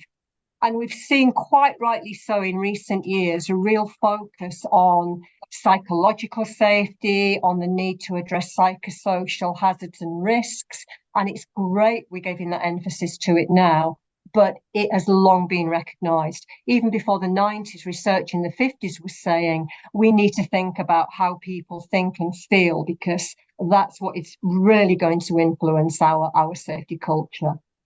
So there remains that absolute synergy and connection between our safety management systems and safety culture. So yes, we design our safety management systems to put the arrangements in place to keep people safe and healthy. And we need to continue to do that. But we need to bear in mind that management system needs to also generate the strong safety culture. If we put in the wrong processes, that we put too much workload on people, we don't give them enough time to do things, then we're not going to build a strong safety culture that we're looking for to really get the resilience, sustainability, the high health and safety performance that we're looking for. And again, back in the 90s, these reports laid out, what do we need to do to get a good safety culture? Well, we need visible commitment from management. That now we talk about visible felt leadership and what that means. We still need that. We need engagement with all the workers. We need communication. We need to have a competent workforce. But at the heart of that is trust. There's got to be trust and authenticity in these engagements. And again, when we look at innovations and trends, again, a resurgence of the word resilience, not least because of the challenges of the pandemic. It's really taken a step to the forefront. But this is just one model of organisation resilience, and there are many out there. This is from an ISO standard on security, and it looks at the organisational behaviours in the centre of that model that are needed to generate good resilience. That needs to come from the 9 strategies in the middle of that wheel. And on the outside, we've got the engagement of leadership with strategy, being prepared and managing risk, and culture. So again, we've got a connection here with organisational resilience and the importance of health and safety culture. When we look back through the years, there's been lots of debate and changes in how we measure safety culture. And we know as health and safety professionals, how we measure safety will change how it's managed. And I'm sure you're all very familiar with the debate versus leading and lagging indicators. And we still see so many organisations measure safety performance and therefore culture on just the lagging indicators. We know that's important, but how safety is managed really contributes to safety culture. So if we're only looking backward at what's gone wrong, we're not really going to build the resilience into the organisations and the high performance that we need. So we do still need ways to measure safety culture. That there are lots of tools out there. There are lots of climate surveys where we can really ask some psychologically based questions to find out how people are feeling. One point I'd just draw your attention to there, if you do that kind of survey, then management need to respond. Often we raise expectations by these surveys. We find out what everybody's problems and concerns are, and then there's no response to that. So yeah, do your climate surveys, but then there's got to be some response to that. There's other tools out there now. People are bringing apps onto the market where you can really engage workforce and measure their feelings and attitudes to health and safety. And another product to have a look at out there is Safe 365, which is a cultural measurement tool. So we are seeing advances to help us actually give a tangible measurement of safety culture. This is one example from the HSC that looks at cultural levels of maturity. And again, not the time to go into the detail of this, but it helps you understand where you are on that safety culture journey. From level 1, where people are not engaged in health and safety is seen as the health and safety professional's job. There's no input or engagement to recognise the prioritisation of safety beyond other competing priorities. And then it goes all the way up to that level 5, which we all aspire to, which is excellence in health and safety, where safety is critical to every aspect of the organisation. Everybody's engaged with it. Everybody prioritises that in everything that they do. And again, just making these links, we talk a lot now about leadership, visible felt leadership, and really understanding what that means to safety culture. And my tip here is we've really got to join the dots between what the vision of the organisation is and how everybody contributes to that. And there's a lovely saying from NASA where the cleaner at NASA was asked, "What do you do for your job?" And the cleaner replied, "I help to put people on the moon." And that's where we need to be, that people understand how they, whatever they do in an organisation, how they contribute to the vision and the aspirations of the organisation. So leaders, managers, we need to share the vision. We need to show how everybody's contributing. And in terms of management commitment, we've got to bridge the gap between words and reality. So I see some great policies, I see some great commitment on paper to health and safety from leaders, but does that actually transmit into reality in the organisations? And that's got to come with that communication, with valuing, creating those trusted relationships, prioritising safety, and being a learning organisation. You know, we need to learn from mistakes, from incidents. Yes, we still need to have those metrics, but we need the trust, we need the authenticity in relationships that people feel able to use their voice and say things are not going well here. And again, just one model of motivation of many, but this is the all-important point about people understanding why you are asking them to do something. So one of my mentors from many years ago said something that has stood me well through my health and safety journey, and it's you don't do health and safety to people, you do it with them. And that is the essence of a safety culture. We need people to know what they do, they know why they have to do it, they know how to do it, and they value the outcome. And what better value of an outcome is protecting people's health and safety, making sure they go home safe, well to their family and friends, helping their colleagues go home safe and well to their family and friends. So this brings in the psychosocial hazards. If you've not had a chance to look at it already, do have a look at ISO 45003. This is the first guidance that we've had on psychosocial hazards and risks. It's in the familiar framework 45001, managing health and safety, but it structures us to look at the hazards in 3 groups of work organisation. And work organisation is things like workload and priorities. Excuse my dog's barking if you can hear that, apologies.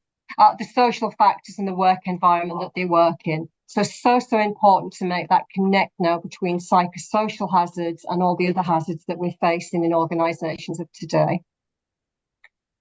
And this really builds on my trust argument. We need to be authentic when we listen to people. You know, when we get a checklist to check in on somebody and we say, how are you feeling today? Are you okay? Is it just enough that the person tells us yes, or do we really need to drill down into that? How are you really feeling? I know you had some challenges last week. Really be considerate and responsive. This is the way to build trust. And training is part of that as well. You know, to be considerate, to respond, to be responsive, to really address psychosocial skills. People need to understand what to do, but we need to give them the tools to do that as well. Support and recognition. We all know the value of the thank you. Thank you for doing a good job. I appreciate you. I value. So that, you know, there's many innovative and creative ways to do that, many reward and recognition schemes. But the essence is remembering to say thank you, valuing people, provide the support, the training, the tools they need to do the job. So important in a good safety culture. Back to leaders again, demonstrating equity, being authentic, you know, trust. I can't emphasize this enough. At the center of a good, high-performing, resilient, sustainable organization, that there is trust. And leaders walking the walk and talking the talk. It's back to that visible, felt leadership, setting the policy, but then leaders leading by example. And I wanted just to mention this. This is a just culture, and the best way really to explain a just culture is to look at the predecessors of a blame culture and a no name, no blame culture. So people are possibly familiar with the blame culture in an organisation where people don't feel able to tell you what's gone wrong. They don't want to tell you about an incident or an accident because they fear that they will be blamed and there'll be negative consequences of doing that. So after the Piper Alpha disaster, the Cullen report recognised that we weren't learning enough from incidents because people were fearful. So then we got the no name, no blame culture. So tell us about things, but we don't need any names attached to that. The problem with that is we don't get accountability. So the just culture is about psychological safety, people feeling safe, valued, trusted to speak up, tell us what's gone wrong, tell us when there's been accidents, and to know that whilst there'll be accountability, there won't be punishment. So instead of that backward-looking accountability where people are blamed and punished, it's forward-looking accountability. Okay, we know you've made a mistake here. Let's look at why. accountability. Let's look at what we need to do to avoid those in the future. So that's one of the trends, I think, in safety culture that's a really positive one. And that helps build that psychological safety, which is another keystone of safety culture. We know that we need to listen and learn. We know that we learn from our mistakes. That makes us more resilient. And we need to feed back to people when they've shared their concerns and tell them how effective that was and what we've done about their so important feedback. And then we get psychological safety. Yeah, people are comfortable admitting the mistakes. We learn from the failure. The organisation learns. We get better innovation and decision making. And that loop goes round, as opposed to psychological danger where we don't learn from things that are going on. This also contributes to equity and diversity, and it contributes to people feeling good about themselves. If we've got people feeling healthy and well, we've got the essence of a great safety culture.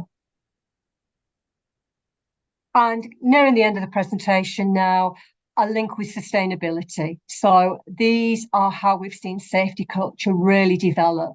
We need to join the dots. The golden thread through all of these things is people. If we look after our people, they will look after us and the organisation.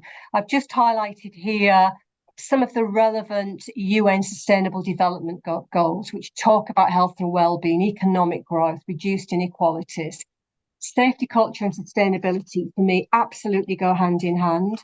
They both recognise the need for trust, for authenticity, for continued improvement, for resilience.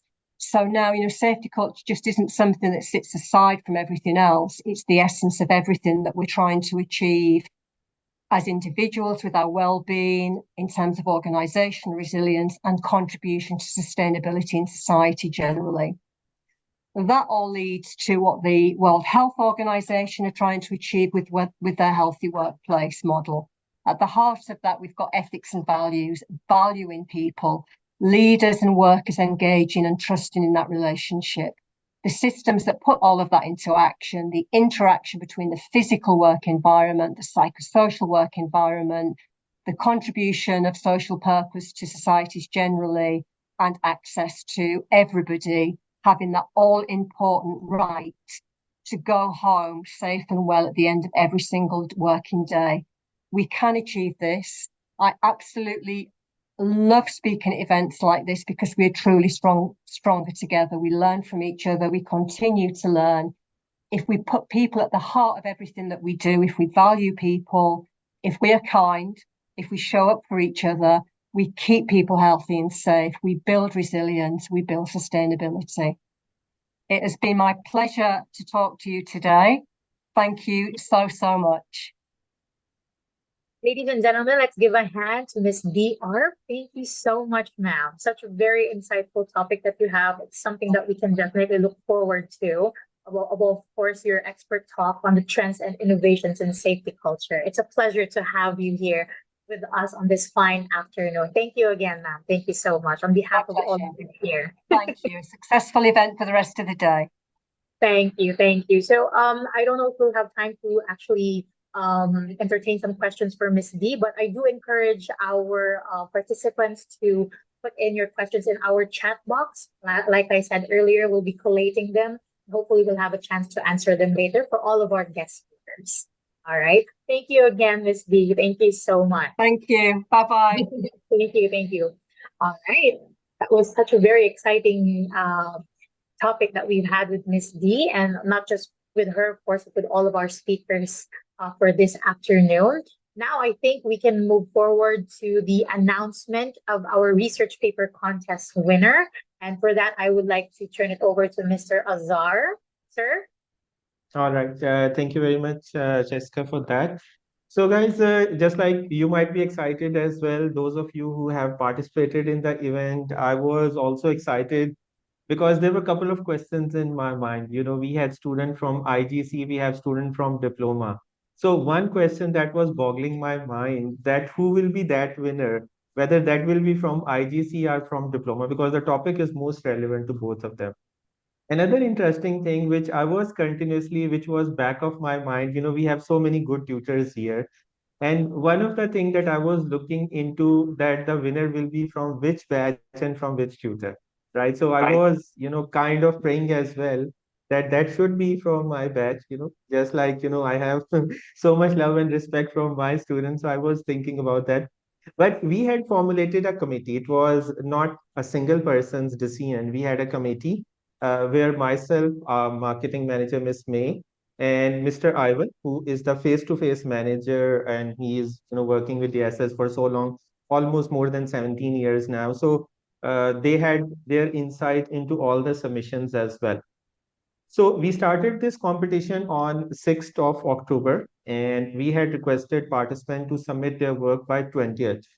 The topic was, what does a company need to do to create a safety culture in that regard? And we had asked the student to come up with some innovative idea, method, process, policy, technique, which they think a company can adopt and they can, improve their culture in that regard.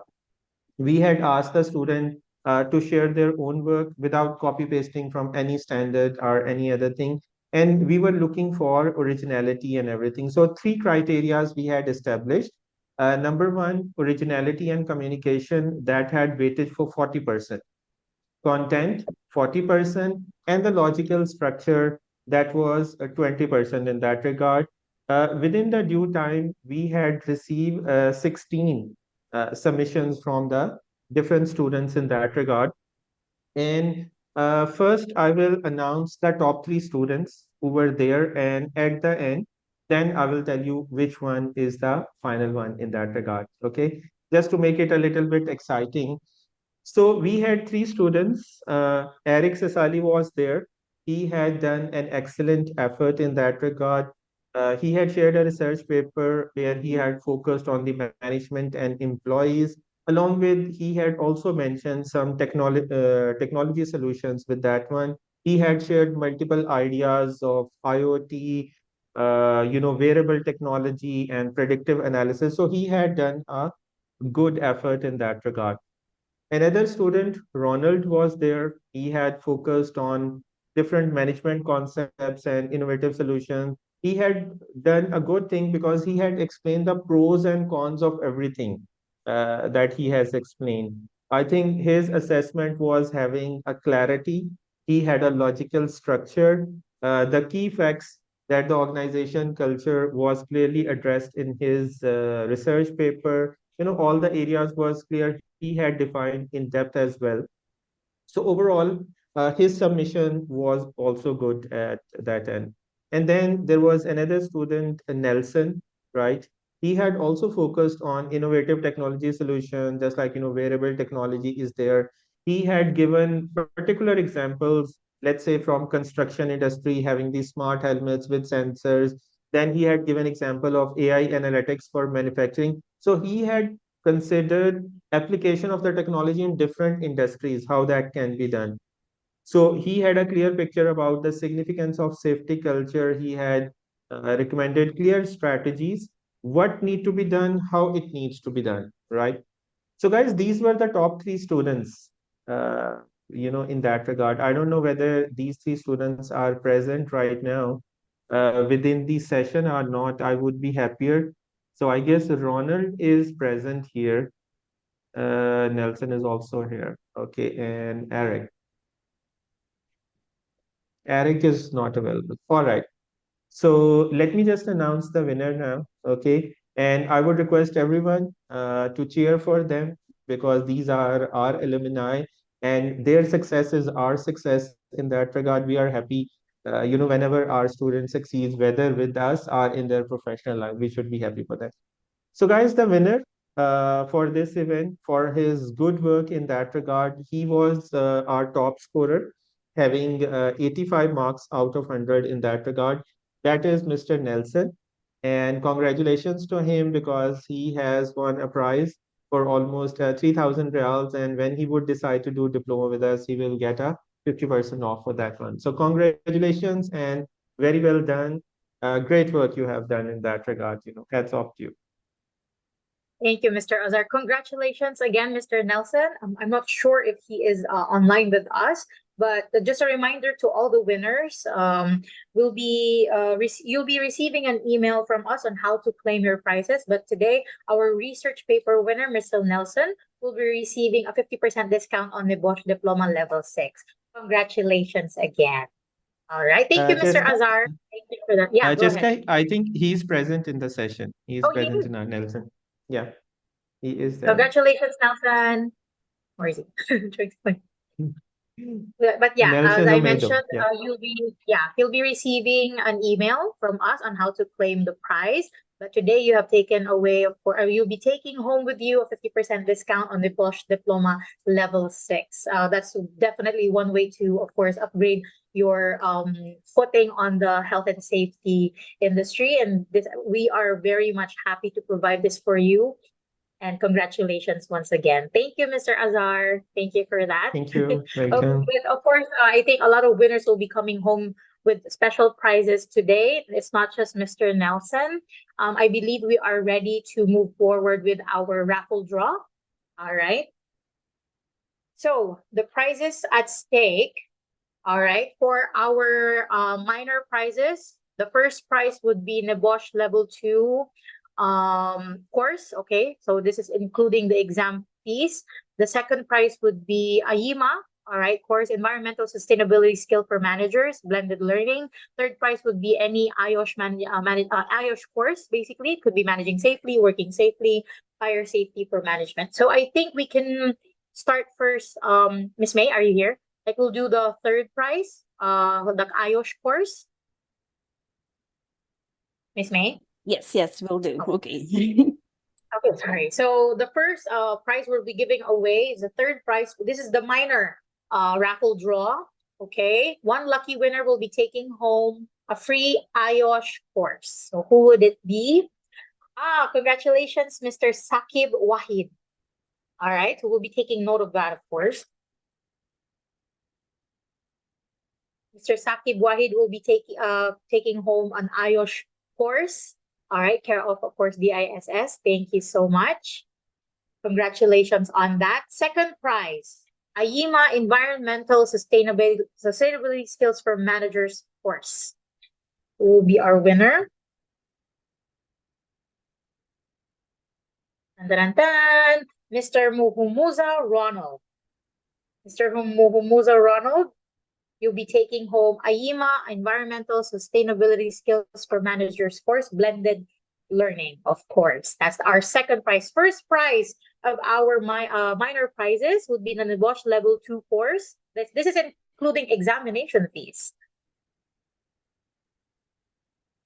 Our winner, Mr. Toyin Obasoto. Mr. Toyin Obasoto, congratulations. And that wraps up our minor prizes. Moving on to the major prizes at stake, which is the third prize. We have Highfield Level 3 IADT, the Train the Trainer course. And of course, we'll have ISO 45001 or 14001 as our second prize. And the first prize would be any Bosch Level 3 course. So the winner for our third prize, HABC Level 3 IADT, is Mr. Osayogi Ken Eyekapolor. I hope I pronounced that right. Congratulations, Mr. Osayogi. You'll be taking home the HABC Level 3 IADT course, Virtual Classroom. All right, that's the third prize for our major prizes category. The second prize, this is the ISO 45001 or 14001. All right, Blended Learning. Who will be our winner? Dun, dun, dun. Okay. We have the person that's taking home ISO 45001 or 14001 is Mr. Najbullah Mohammadi. Congratulations. All right. Last but not the least, our first prize for our raffle draw is a Bosch Level 3 course.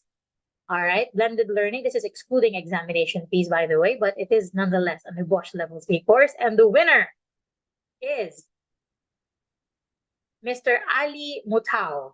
Mr. Ali Mutao. Congratulations. Those are major and minor prizes that we've given away for our raffle draw today.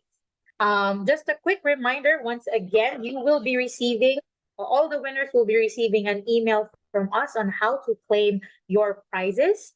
All right. And for any events necessary with DISS will be hosting. This is just one of many that will be launching anytime soon. So for that, just please be updated and follow us on all our social media platforms. So you'll be updated. Once again, congratulations to all our winners, especially our research paper contest winner. At the same time, all our major and minor prizes winners. All right. Okay. Once again, just a quick reminder, I think everyone is coming home with a special prize today, because not just an insight or not just being educated by our esteemed lineup of speakers from NIBOSH, from all our alumni, everyone will also be getting an exclusive discount of 10% on all our upcoming courses, valid until the end of this year. All right. Once again, let's give a hand to all our winners. Thank you so much. Now, without further ado, we will be moving on to the 5th session of our Virtual Alumni Homecoming. And to close our ceremony, all right, to officially close our ceremony, it is my pleasure to introduce DISS's very own General Manager, all right, to talk about his, our vision, DISS's vision, and how DISS is helping companies to improve safety culture by training here at, of course, our fine institute, the one and only Mr. Chadi Zapoor. Hi, Sir Chadi. Good afternoon. Hi, everyone. Thank you, Cheska. My pleasure, sir. Hello, everybody. Hi, everyone. Can you hear me? Loud and clear. We can hear you. Yeah, we can hear you, sir. Yeah, we can hear you, sir. Broadcasting live from Doha in my car. First of all, please allow me to thank you to thank all our alumni for attending this beautiful event.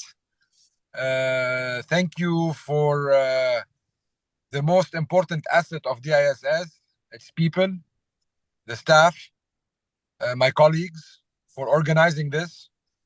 This is beautiful. This is very enriching, and this is very helpful to connect always.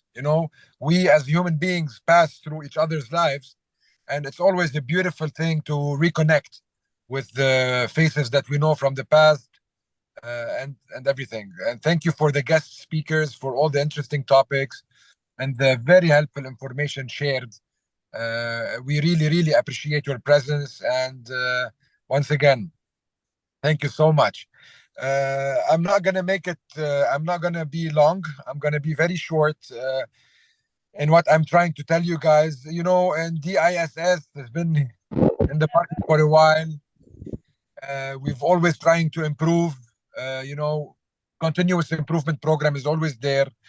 And, we have a vision of making life safer, more healthier. Our vision for the coming 5 years, and this is a clear vision which is written by the leadership team, and it is now confirmed that DISS has already merged with 6 other companies from different disciplines, and very shortly we will be announcing this merge.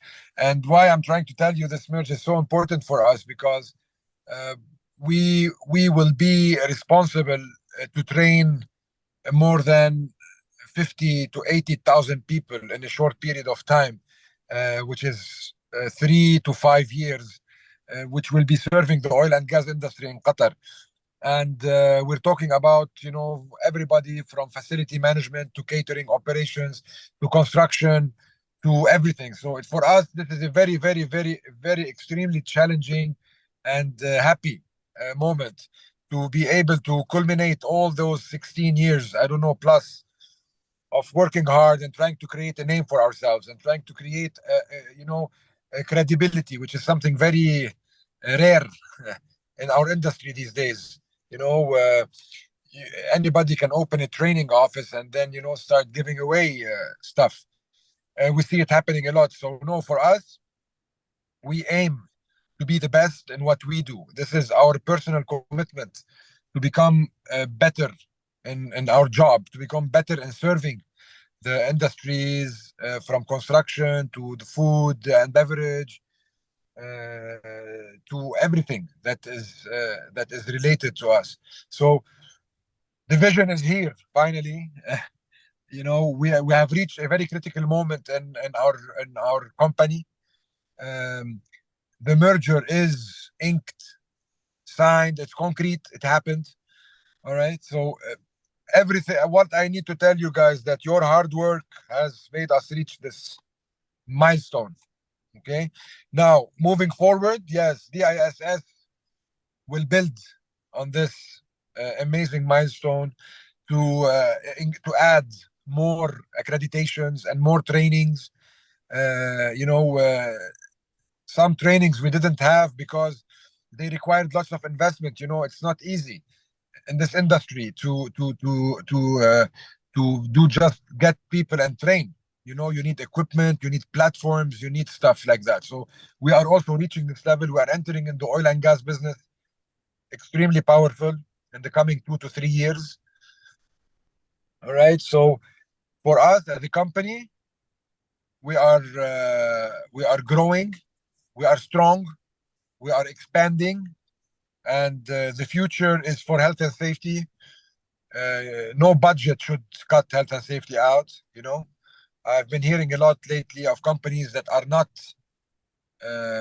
really, they're jeopardizing health and safety by not training their employees properly, by not buying the right PPEs, by cutting costs on all these things. That should never be. I truly believe that health and safety is a cornerstone of our lives, in the house and in the workplace, everywhere. Okay, so once again, thank you all for joining. We should do that. I think we will be doing that more often, and we should do more workshops on improving and on continuous improvement.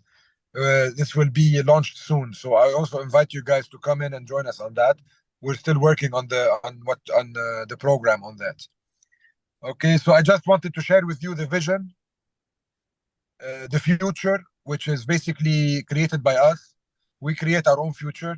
We manifest our own selves by believing in what we want to be, by believing in our capabilities, by believing in our ability that we can achieve what we want to achieve. I would like to leave you with that note. It's a bit philosophical note, but it has served me all my life. The power of belief in yourself. Just I want you all to believe in yourself that you can be whoever you want to be. If it is in health and safety, go all the way in. If it is in any other thing as well, believe in yourself, and it shall be manifested and shall happen. So I wish you all a beautiful rest of Friday. It's a weekend for us, Qatar.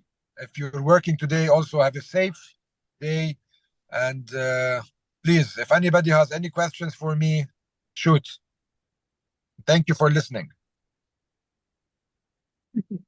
Ladies and gentlemen, Thank you, our Mr. Shadi. General Manager, Mr. Chadi Zafour. Thank you so much, Boss Chadi, for gracing us with your presence on this fine afternoon. All right. As I mentioned earlier, just to wrap up, just a few reminders. All winners will be receiving an email prompt from us on how to claim your prizes, respectively. At the same time, as our general manager has mentioned, we will be having more events such as this, probably workshops in the future or so. So for you to find that out, of course, all of you will be on our mailing list nonetheless. But please do share our profile to your colleagues, friends, and family. Please make sure to follow us on all our social media platforms.